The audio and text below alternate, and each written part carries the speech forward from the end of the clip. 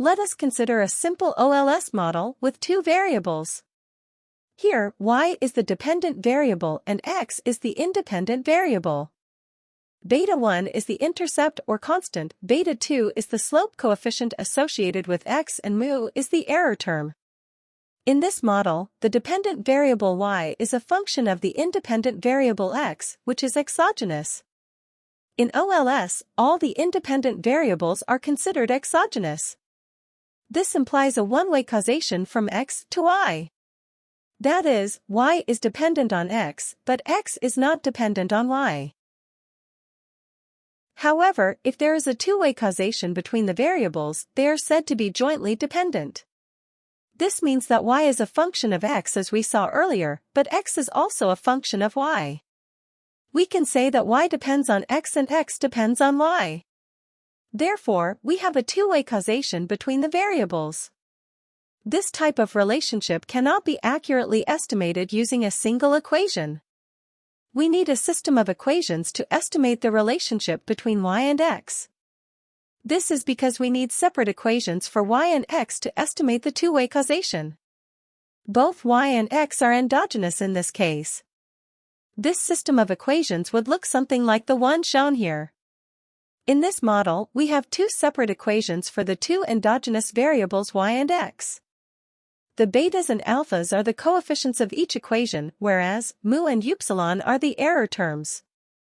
The variable q is an exogenous variable while y and x are endogenous. If we apply OLS to estimate the coefficients of any of these equations, the coefficients will be biased as well as inconsistent. This happens because a single equation model like OLS is inadequate and inappropriate for a system of equations. It cannot handle two-way causation and multiple endogenous variables. This bias in OLS estimates caused by endogeneity and two-way causation is known as the simultaneous equation bias.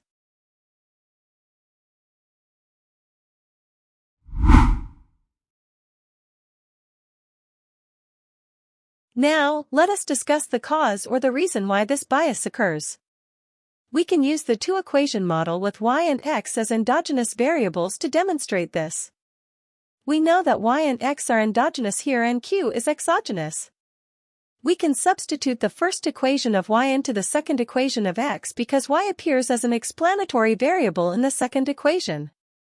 By rearranging all the terms and bringing the x variable on the left-hand side, we can easily arrive at the equation shown here. The important thing to note here is that the error term of the first equation mu appears on the right-hand side and explains x. That is, the error term of the first equation mu and the variable x are correlated. This violates one of the assumptions of OLS that the covariance of the independent variables and the error term must be zero. If we apply OLS to the first equation of y, this assumption will be violated because x and mu are clearly related. The covariance of mu and x will not be zero, which introduces a bias in the coefficients. Since x and mu are related and the error term mu is not observable, the coefficient of x will end up absorbing some of the effects of mu. The coefficient, therefore, will be biased. Moreover, this bias cannot be eliminated by simply increasing the sample size. Hence, this makes the coefficients inconsistent as well.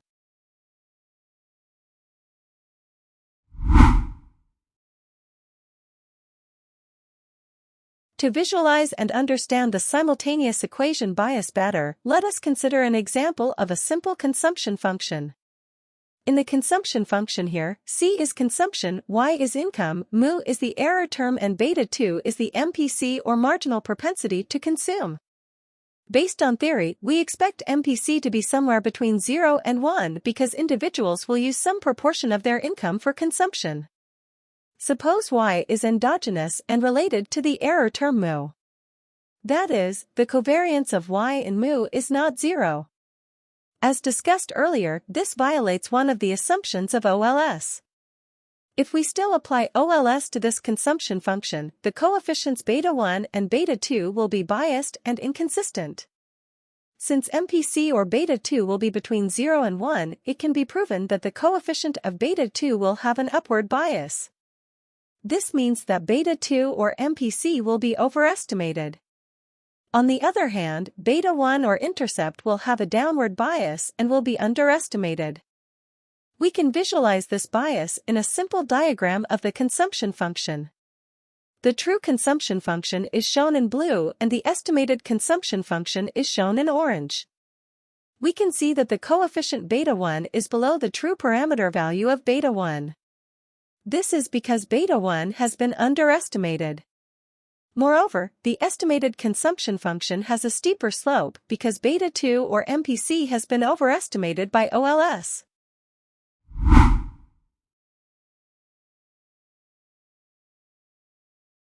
From the previous sections, we know that we should not use OLS if there is endogeneity. If any of the independent variables are endogenous and related to the error term, the estimates will be biased and inconsistent. We need a different method to estimate such models with simultaneous equations.